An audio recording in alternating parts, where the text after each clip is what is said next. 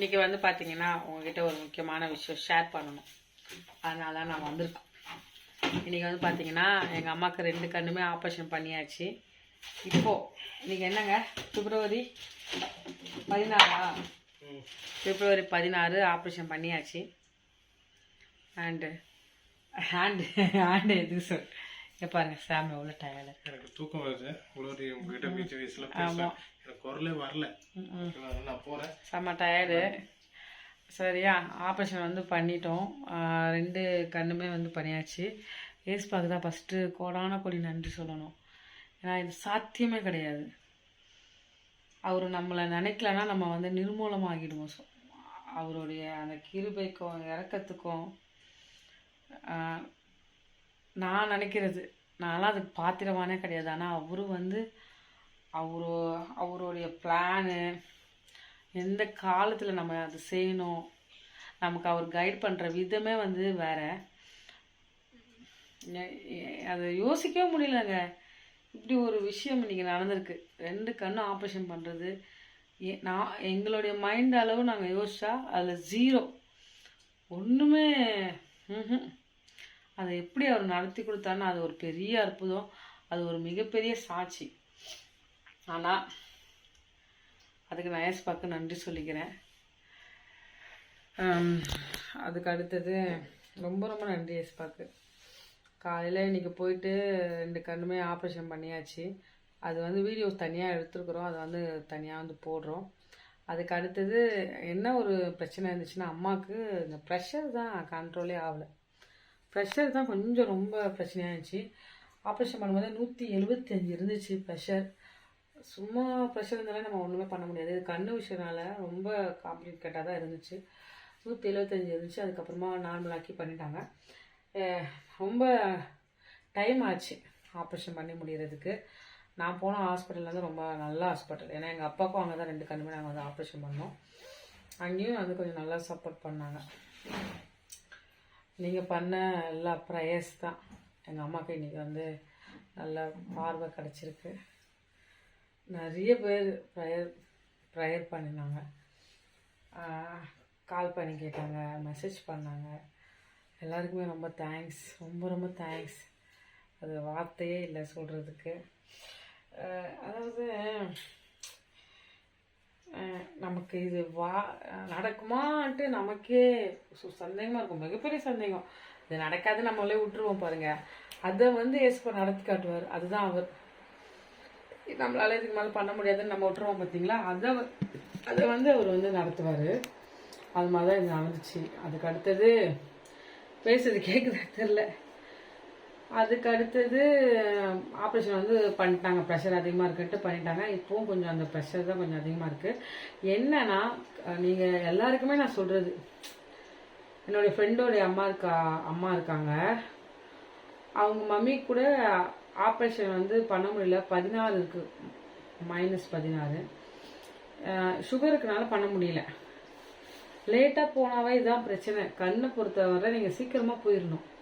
உங்களுக்கு ஒரு 1 இயர்லேயே 2 இயர்ஸ்லேயே இந்த ப்ராப்ளம் இருக்குது, கேட்ராக்ட் ப்ராப்ளம் இருக்குன்னா நீங்கள் வந்து போயிடணும். அதை வச்சு முத்திட்டு போகும்போது அது ரொம்ப நமக்கு ஒரு பிரச்சனையை கொடுக்கும். இப்போ அம்மாவுக்கு அப்படி தான் ஆச்சு. அந்த கேட்ராக்ட் ப்ராப்ளம் வந்து கிட்டத்தட்ட ஒரு 10 வருஷத்துக்கிட்ட இருந்துச்சு. ஆனால் 5 வருஷமாக அது ரொம்ப முத்தி போயிடுச்சு. ஏன்னா டாக்டர் எல்லாம் சொல்லிட்டாங்க, இப்படியே வச்சுட்டு இருந்தால் வெடிச்சிரும்னு சொன்னாங்க. எல்லா கேம்ப்லேயும் போயிட்டு இலவசமாக போடுற கேம்ப்பு, அரவிந்த், அதில் எல்லாம் போய் கேட்டோம். பண்ணனா முத்தி போயிடும்னாங்க. இன்னொரு என்ன பிரச்சனைனா, அவங்களுடைய ஹெல்த்து வந்து ரொம்ப மோசமாக இருந்துச்சு. இப்போ வந்து அவங்களுடைய உடம்பு வந்து ஆப்ரேஷனுக்கு வந்து தயாரே ஆகலை, சுத்தமாக ஆகலை. அதுக்கு இடையில வந்து அம்மா வந்து கீழே வேற விழுந்துட்டாங்க. கீழே விழுந்து இந்த இடுப்பான வேற அடிபட்டுச்சா. அப்புறமா அதுக்கு ஒரு ட்ரீட்மெண்ட் போனாங்க அவங்க. அதுக்கு ஒரு 6000 ரூபாய் செலவாச்சு. அது அவங்களே ஹாஸ்பிட்டல் போயிட்டு பார்த்துட்டு அதுக்கு மாத்திரைலாம் எடுத்துகிட்டு இருந்தாங்க. இப்போ உடம்பு ரொம்ப வீக்காக இருக்கனால கண்ணில் வந்து கை வைக்க முடியல. அதனால் நாங்கள் என்ன பண்ணோன்னா, இந்த 1 மாதம் வந்து நல்லா ஹெல்த்தியாக ஃப்ரூட்ஸ் வாங்கி கொடுக்குறது, மெயினாக ஃப்ரூட்ஸ் நிறைய வாங்கி கொடுத்தோம். ஃப்ரூட்ஸ் வாங்கி கொடுத்து அது பண்ணி அதெல்லாம் அதே ஒரு பெரிய அதிசயம் தான். எல்லாமே நடந்துச்சு அப்படியே அப்படியே ஒன்று ஒன்றா. அது அப்போ அவங்க கொஞ்சம் ஸ்ட்ரென்த் கிடைக்கும்ல, டெய்லியும் ஒரு ஆப்பிள் சாப்பிட்டா அது மாதிரி பண்ணி இது பண்ணோம். அப்புறமா முட்டை எல்லாம் அப்பா வாங்கிட்டு வருவார், முட்டை அதெல்லாம் வாங்கிட்டு வந்து எல்லாம் இது பண்ணி. அப்புறம் சூழ்நிலாம் பண்ண முடியாது, நான் தூங்க. பாய். தேங்க்யூ அம்மா. சாம். அப்புறமா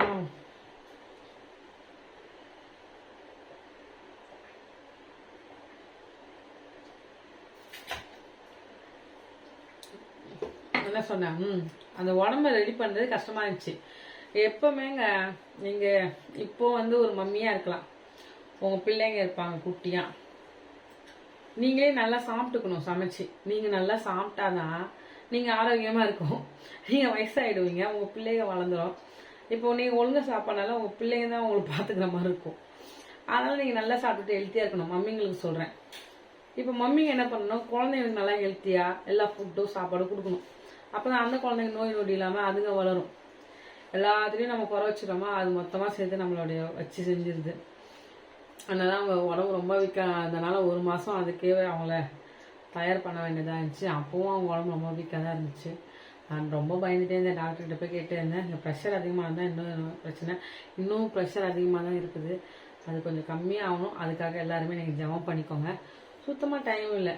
இப்போ மருந்தே கொடுத்துருக்காங்க. ஒரு நாளைக்கு எத்தனை மருந்து, 10 முறை கொடுக்குறோம் மருந்து மட்டும்.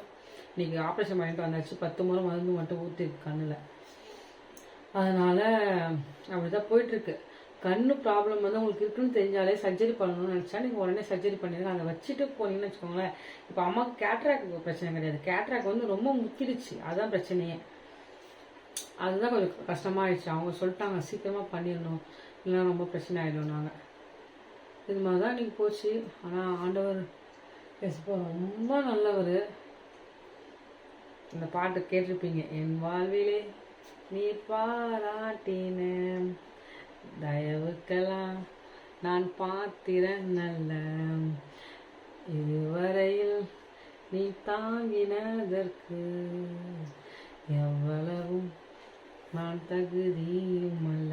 அதுதான் பாட்டை யூடியூப்பில் சர்ச் பண்ணி பார்த்துக்கோங்க. அதுதான், தகுதியும் இல்லை, பாத்திரமானும் கிடையாது. அப்படிப்பட்ட எங்களுக்கு ஒரு பெரிய கிருபை பண்ணி முடிச்சாச்சு. ஆண்டவர் எல்லாமே ஏஸ்பாக்கு தான் அந்த மகிமை. நீங்களும் தொடர்ந்து ப்ரேயர் பண்ணிக்கோங்க. இப்போ நாளைக்கு ஹாஸ்பிட்டல் போகணும் 9 மணிலேருந்து 10 மணிக்குள்ளே. அதுக்காக ஜெபம் பண்ணிக்கோங்க. அவர் பெரியவருங்க, அவர் மட்டும்தான் வாழ்க்கையில் மாறாத ஒரே தேவன். மனுஷங்க மாறிடலாம், ஆனால் கர்த்தர் மாறவே மாட்டார் எந்த சூழ்நிலையுமே. நம்மளை உருவாக்கின ஏசப்பா மாறவே மாட்டார், கை விடவும் மாட்டார். அதை இன்னும் எங்கள் வாழ்க்கையில் நாங்கள் ஒவ்வொரு சுச்சுவேஷன்லையும் அறிஞ்சிட்டு இருக்கிறோம். சூப்பர் அவர் ஏசப்பா. உங்களுக்கும் ரொம்ப நன்றி. எல்லாருக்கும் ப்ரேயர் பண்ண எல்லாருக்கும் ரொம்ப ரொம்ப ரொம்ப நன்றி. எல்லாருமே கொஞ்சம் பேரெல்லாம் வாட்ஸ்அப்பில் மெசேஜ் பண்ணி என்ன கேட்டிருந்தீங்க, ரொம்ப நன்றி. கமெண்ட் பண்ணியிருந்தீங்க, ரொம்ப நன்றி. இப்போ வீடியோ பார்த்து எங்களுக்கு சப்போர்ட் பண்ணீங்க, நன்றி. சப்ஸ்கிரைபர் வியூவர்ஸ் எல்லாருக்குமே, அக்கா ஆண்டி சிஸ்டர்ஸ், தம்பி தங்கச்சி தாத்தா பாட்டி எல்லாருக்குமே ரொம்ப நன்றி, ரொம்ப ரொம்ப நன்றி. Okay bye. இதுதான் சொல்லணும்னு நினச்சேன். நான் பேசுறது கேட்டுச்சாலும் தெரியல, ஒன்றும் புரியல எனக்கு. பாய் பாய். ரொம்ப டயர்டாக இருக்குது, தூக்கம் வருது. குட் நைட், பாய் பாய். ஏசப்பா நல்லவர்.